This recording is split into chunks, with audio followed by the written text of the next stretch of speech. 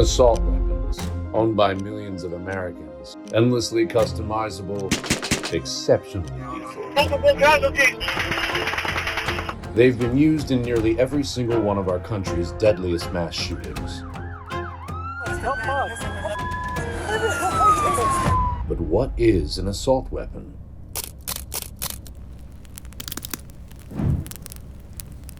Where did the term assault weapon come from?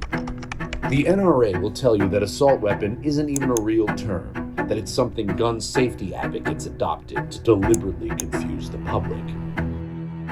But it was the gun industry itself that coined the term assault weapon in the 80s to market military-style semi-automatic guns like the AR-15 to civilians. Why? Profits.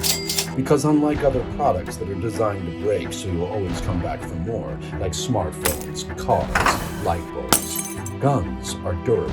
They're built to last a lifetime. So if you're a gun company, how do you maintain a successful business model for a product that your consumer doesn't need more than one of? A product that in the past has had only one purpose that is quickly going out of style. You get creative. You build a fantasy. You make it flashy. To really understand the origin of the assault weapon, though, we have to back up a bit. In World War I and II, militaries began to use firearms designed for semi-automatic or fully automatic firing, like machine guns. At the tail end of World War II, the Nazis created the first assault rifle, the Sturmgewehr 44. It was designed so a soldier could assault an enemy position by firing multiple 30-round magazines. A few different military rifles were based on that gun, including the AK-47 and the most recognizable today, the AR-15. Then, in 1964, Colt began selling the AR-15 to the military as an assault rifle. Soldiers could fire it in semi-automatic and fully automatic modes. But that same year, Colt also began selling versions to civilians that were only semi-automatic, because fully automatic machine guns have been restricted by federal law since 1934. Once Colt's AR-15 patent expired in 1977, other gun manufacturers started making their own semi-automatic versions for civilians. They also manufactured and imported AK-47s, Uzis, MAC-10s, and other guns based on military weapons. They also started using the term assault weapon in their marketing, playing up their military heritage. But assault weapons struggled to sell. They were deemed too military or tactical for civilian life, and consumers were used to wood and steel, not the plastic and aluminum these guns were made of.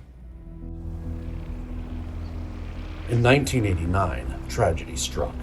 A gunman used an AK-47 assault weapon to kill 5 children and wound another 30, as well as one teacher, at an elementary school in Stockton, California, all in just 3 minutes.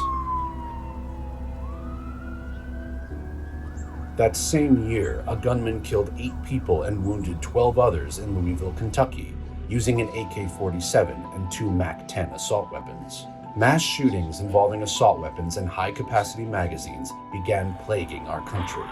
But it wasn't just mass shootings. Assault weapons were increasingly being used in crimes across the country. There were at least 6 other high-profile shootings involving assault weapons in 1989 alone. Assault weapons are particularly deadly. They're designed for rapid firing and using high-capacity magazines that are quick to reload with. They fire high-velocity ammunition that does much more damage to the human body than most handgun bullets. On average, 6 times as many people are shot when assault weapons are used in mass shootings. Lawmakers took note of the carnage. California became the first state to pass an assault weapons ban in 1989. And New Jersey and Connecticut soon followed. But these bans targeted guns by name, so gun makers just renamed them to skirt regulations. Then, in July 1993, a gunman used 2 Tech-9 assault pistols to kill 8 people and wound 6 others at a law firm in San Francisco. The following year, Congress enacted a federal assault weapons ban as part of the larger 1994 bipartisan crime bill. Mass shootings went down, but gun sales were flat. Households with guns dropped from around 50% in the late 70s to less than 1/3 at the turn of the century. Americans seemingly did not need, nor particularly want, firearms. But gun companies needed a shiny new toy. and a foolproof way to mass market it. For so long, the gun industry's typical consumer was a hunter. But with hunting, all you really need is a gun, maybe a scope, and ammunition. No accessories, no new purchases. If you took care of your gun, it would last you a lifetime. An heirloom you could hand down to the next generation. But where's the profit in that? Guns as practical product were no longer going to cut it for gun makers. In 2004, amid lobbying from the NRA and other gun rights advocates, Congress let the ban on assault weapons expire. It had been just 3 years since 9/11, and the televised war on terror was well underway. Creating a military fantasy with assault weapons at the center was the logical next step to boost gun sales. There was a new incentive to convince consumers they needed what the police and troops were using. To fully grasp just how big the assault weapons boom was, you have to understand the sheer number of them made after the assault weapons ban expired. For comparison, between 1964 and 1994, there were less than 800,000 AR-style rifles produced for civilians. Between 2012 and 2020, there were 13.7 million.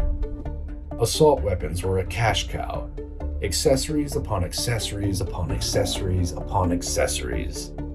In a 2021 survey from the National Shooting Sports Foundation, the gun industry's trade group, 86% of AR-15 owners said that they had accessorized their most recently purchased rifles with extra magazines, optics and sights, grips, slings, flashlights, and other products, spending an average of $618 on those purchases. 3/4 of respondents said that they had accessorized their rifles within a year of purchasing them. The market for AR-15 accessories has grown so large that they've been called the Barbie for men. The gun industry is desperate to get assault weapons off the fringe and into the mainstream. The industry tried to rebrand these weapons as America's rifle, while lawmakers are donning AR-15 pins in the halls of Congress and introducing bills to declare them the national gun of the United States. We have national everything, but why not have a national gun? Gun companies have even had their guns placed in games like Call of Duty to reach younger audiences. The assault weapons boom marked a shift for the gun industry and America as a whole. Companies saw the carnage possible with assault weapons, and instead of backing away in the name of safety, they leaned in for profit.